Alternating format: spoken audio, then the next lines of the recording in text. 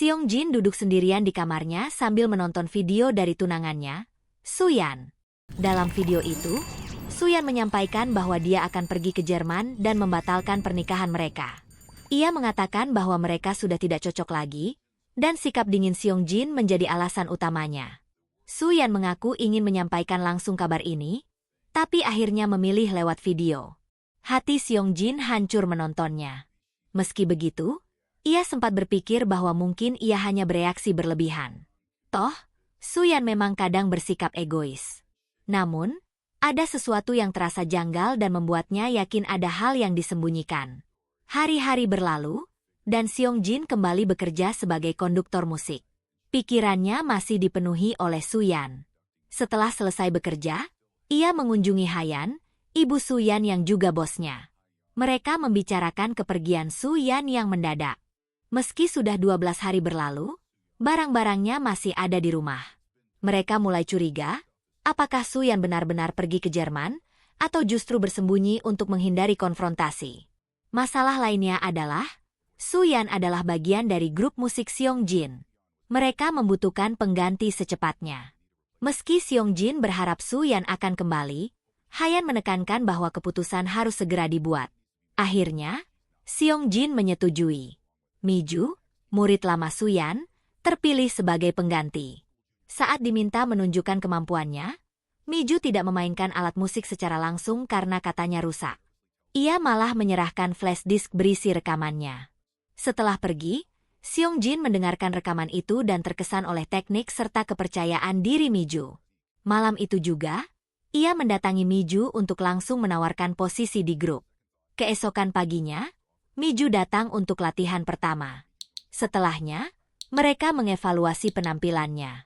Sebagian anggota belum yakin, tapi Seong Jin percaya Miju memiliki potensi besar. Setelah latihan, mobil Miju mogok. Seong Jin menawari tumpangan, tapi malah membawanya ke restoran karena keduanya kelaparan. Di sana, suasana mulai terasa akrab di antara mereka. Usai makan malam, Seong Jin yang sudah agak mabuk mengundang Miju ke apartemennya. Mereka pun berbagi minuman dan mulai semakin dekat. Hubungan yang awalnya hanya pertemanan mulai berkembang menjadi sesuatu yang lebih dalam. Keesokan paginya di kantor, Hayan merasa ada yang aneh. Ia tidak yakin Suyan benar-benar kabur. Apalagi karena kartu kreditnya tidak pernah digunakan. Seong Jin mencoba menenangkan, mengatakan mungkin Suyan memang ingin benar-benar mengakhiri segalanya. Namun, ia tiba-tiba menerima pesan dari Miju. Singkat saja, lupakan malam tadi. Ia menyebut itu kesalahan dan memperingatkan bahwa semuanya bisa menjadi lebih buruk. Miju meminta agar mereka berhenti saling menghubungi. Tapi Seong Jin tak bisa berhenti memikirkannya.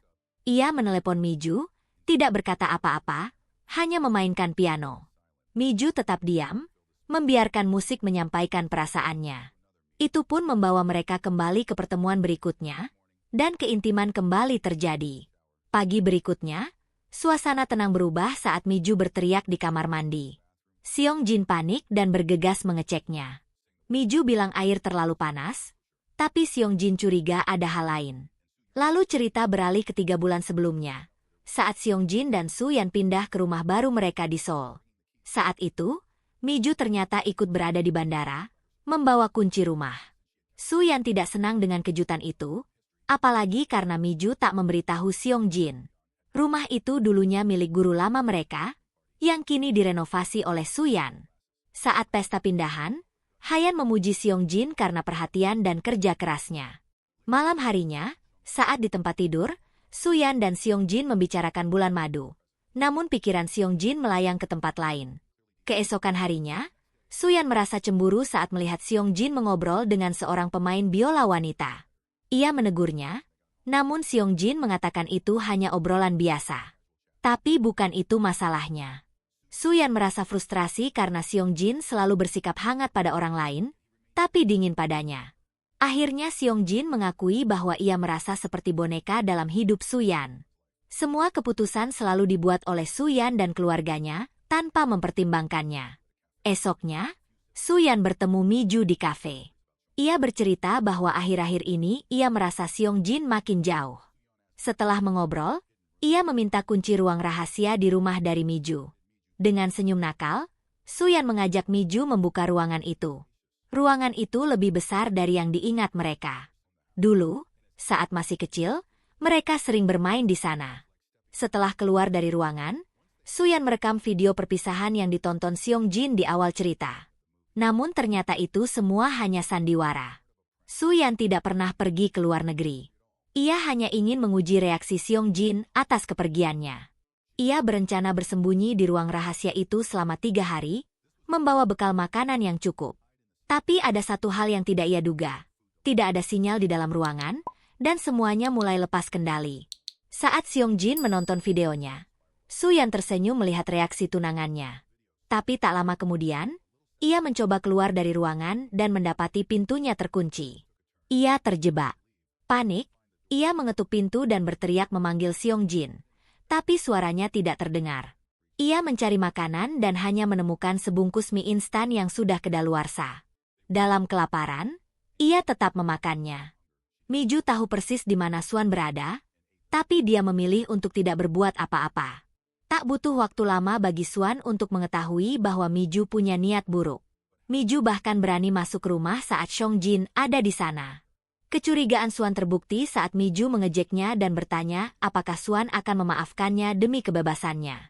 Suan memberi isyarat kecil, jari tangannya bergetar seolah memberi lampu hijau. Tapi Miju tidak ingin memperbaiki keadaan. Sebaliknya, dia melakukan sesuatu yang menghancurkan hidup Suan. Dalam keadaan tak berdaya, Suan hanya bisa mendengarkan saat Miju dan Seong Jin melakukan hal yang membuatnya hancur. Lalu cerita mundur ke 7 bulan sebelumnya. Saat Suan meminta Miju mengawasi renovasi rumahnya.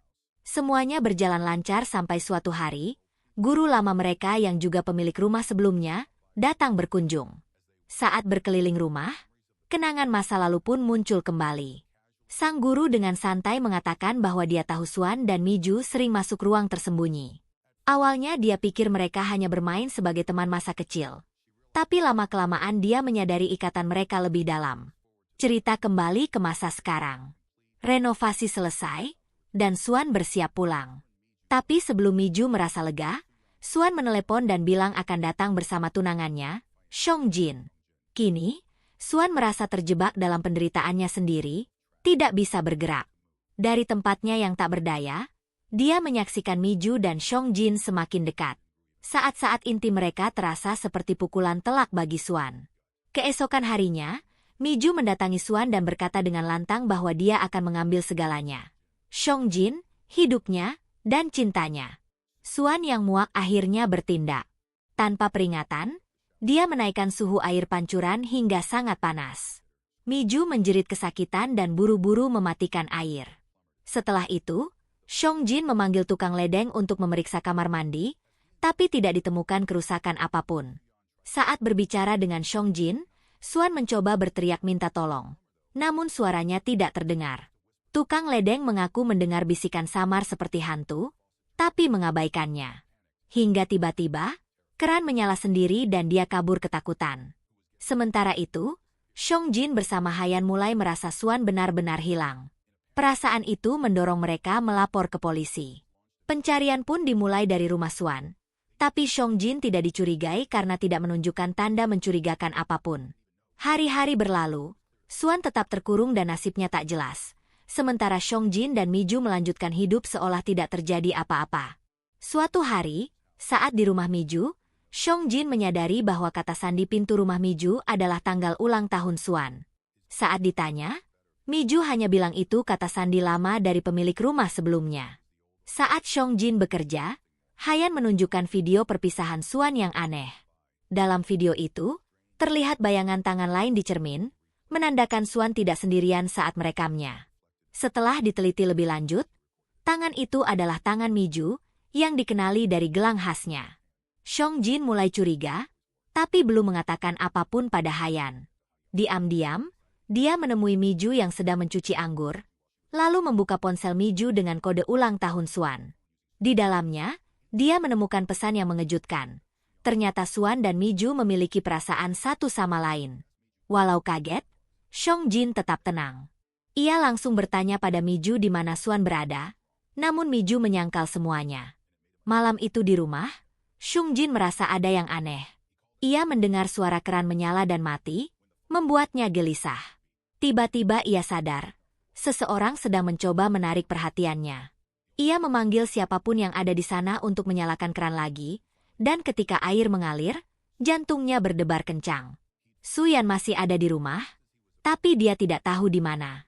Shung Jin akhirnya sadar bahwa Suyan berada di balik cermin dan sudah menemukan jalan keluarnya. Tapi saat hendak membukanya, dia ragu. Suyan pasti sudah tahu semuanya, termasuk pengkhianatannya terhadap Miju.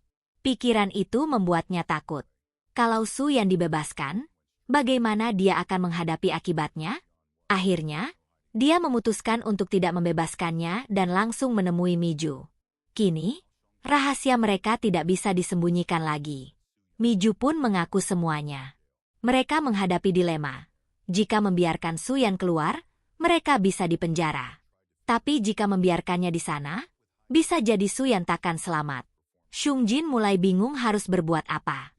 Ketika bertemu Hayan, wanita itu memujinya, tapi ada sesuatu yang ganjil. Hayan merasa Shung Jin menyembunyikan sesuatu, lalu bertanya, "Kamu tahu di mana Suyan?" Shung Jin langsung menyangkal, tapi Hayan tak percaya. Ia mengingatkan bahwa semua yang dimiliki Shung Jin adalah berkat Suyan. Tanpa dia, semuanya akan runtuh. Tiba-tiba, ponsel Shung Jin bergetar. Ada panggilan tak terjawab dari Suyan. Di saat yang sama, Miju menerima pesan darinya. Mereka panik. Suyan ternyata berhasil mengakses jaringan kembali, yang berarti rahasia mereka terancam terbongkar. Mereka harus bertemu dan memutuskan langkah berikutnya. Saat bertemu, Miju tampak ragu. Tapi Shung Jin bersikeras. Jika Miju tak mau membukakan pintu, ia akan lapor polisi. Tekanan itu membuat Miju menyerah. Sementara itu, Hayan mulai curiga dan menyusun potongan-potongan kejadian yang janggal. Shung Jin dan Miju akhirnya membuka pintu rahasia di rumah. Tapi saat masuk, mereka dilanda kepanikan. Apakah Suyan sudah mati? Tiba-tiba, Suyan muncul dan mencengkeram Miju dengan keras, membuatnya panik dan merasa kehilangan kendali. Dalam kekacauan itu, Miju memohon agar Suyan ditinggalkan saja. Tapi Shung Jin tak mengindahkannya dan justru berpihak pada Suyan. Ia meninggalkan Miju yang tergeletak tak berdaya. Ketika Shung Jin keluar untuk membeli makanan bagi Suyan, keadaan berbalik. Kini giliran Miju yang terkunci. Suyan menjebaknya. Balas dendam dimulai. Tapi anehnya, Suyan tak melapor ke polisi. Ia bertindak seolah semuanya baik-baik saja. Keesokan paginya, Shung Jin berangkat pagi-pagi dan mencium Suyan. Tapi setelah ia pergi, Suyan menghapus ciuman itu. Tak lama, ia membawa makanan dan masuk ruang rahasia tempat Miju kini terjebak. Miju tampak menunggu dengan penuh percaya diri. Dan begitulah cerita ini berakhir. Semuanya dibiarkan menggantung. Pesan moralnya, jika pacarmu menghilang, jangan buru-buru cari pengganti. Bisa jadi dia masih ada, bersembunyi di balik dinding rumahmu. Dan sebelum berteriak karena air mati, pastikan dulu pancurannya memang rusak. Atau kamu akan terlihat seperti orang gila.